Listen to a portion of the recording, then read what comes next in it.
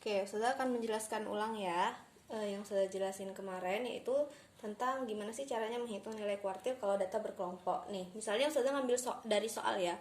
Soal itu biasanya udah berbentuk seperti ini. Nah, kalau di buku kalian yang ada, kan itu di bawahnya soal ada pembahasan. Nah, yang di pembahasan itu tabelnya sudah berbentuk tabel yang sudah lengkap gitu. Udah ada batas bawah kelasnya, batas atas kelasnya, ada frekuensi kumulatifnya. Nah, kalau dari soal biasanya tuh seperti ini aja. Nah, kalau saya udah ngerjainnya tuh gini. Jadi kalau misalnya ada soal kayak gini, ini interval kelasnya atau kelas, ini frekuensinya. Nah, kita hitung dulu, kita bikin dulu oret-oretannya, frekuensi kumulatifnya. Nah, frekuensi kumulatif itu apa? Itu ditambah aja. Jadi frekuensinya ditambah-tambah. Jadi misalnya yang pertama 7. Berarti frekuensi kumulatif pertama itu 7. Terus 7 ditambah 13 20. 20 tambah 20 40. 40 tambah 12 52. 52 tambah 8 60. Nah, jadi total frekuensinya atau banyaknya data atau N-nya itu sama dengan 60. Nah, ini N sama dengan 60 yang di ujung. Jadi pokoknya udah ini semua ditambah. N sama dengan 60. Oke, misalnya sekarang kita mau menghitung kuartil 1 dulu. Kuartil 1. Kuartil 1 berarti itu sama dengan 1/4 N atau N per 4. Nah, letak datanya N per 4 berarti N-nya 60/4. Sama dengan berapa 60/4? 15. Nah, letak datanya adalah data di urutan ke-15. Nah, ini kan interval kelasnya udah berurut. Berarti frekuensinya ini juga sudah terurut. Nah, tapi kita nggak tahu nih, data ke-15 ini nilainya ini yang berapa. Nah, makanya kita cari Q1-nya dulu yang ini buat mencari mana letak kelas Q1. Nah, cara mencarinya bukan dilihat dari frekuensi, tapi dilihat dari frekuensi kumulatif atau FK. Nah, dilihat yang 15 itu kira-kira letaknya di mana? Ini kalau di sini masih 7 nilainya, berarti belum sampai 15. Di sini 20. Oh, udah lewat 15, berarti kelas Q1-nya ada di yang frekuensi kumulatifnya 20. Nah, ini dikasih tanda. Makanya kemarin sudah suruh kasih tanda ya. Nah, ini ditanda ini Q1. Maksudnya letak Q1. Nah, kalau sudah kita tandai, baru kita cari apa aja yang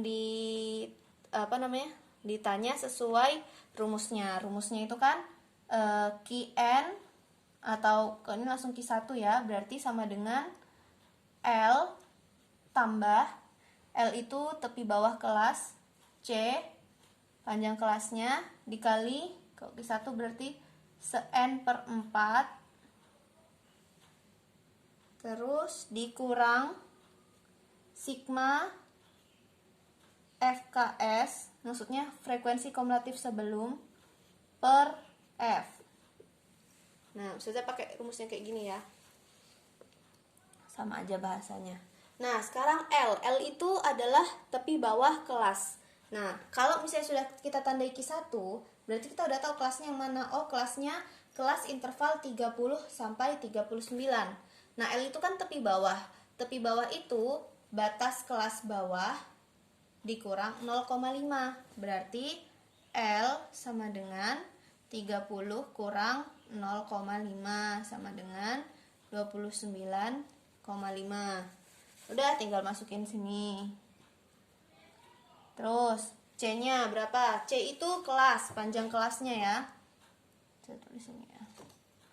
Panjang kelasnya itu dilihat dari interval kelas. Dari 30 sampai 39 ini berapa kelasnya? Kita menghitung satu-satu aja ya. 30, 31, 32, 33, 34, 35, 36, 37, 38, 39. Ada 10. Berarti C-nya 10. Nah, baru N per 4. N per 4, 60 per 4, 15. Dikurang sigma frekuensi kumulatif sebelum. Q1-nya 20. Berarti sigma FK-nya yang mana? 7. Terus F-nya, F itu frekuensi kelasnya 13. Frekuensinya 13. Nah, ini baru dihitung. Cara menghitungnya ini terakhir. Dibiarin dulu ini. Tambah. Nah, ini boleh dibagi 13 dulu, tapi kan tidak bisa.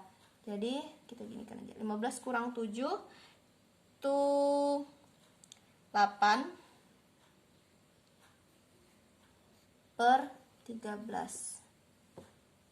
Nah, sama dengan 29,5 tambah, boleh dikali dulu, 8 kali 10, 80 per 13, boleh 8 bagi 13 dulu, baru kali 10. Nah, jawabannya ini 6,2. 6,2 sekian, sekian, sekian, dibulatin jadi 6,2. 6,2 baru ditambah sama 29,5, jadinya 35,7. Inilah nilai Q1-nya.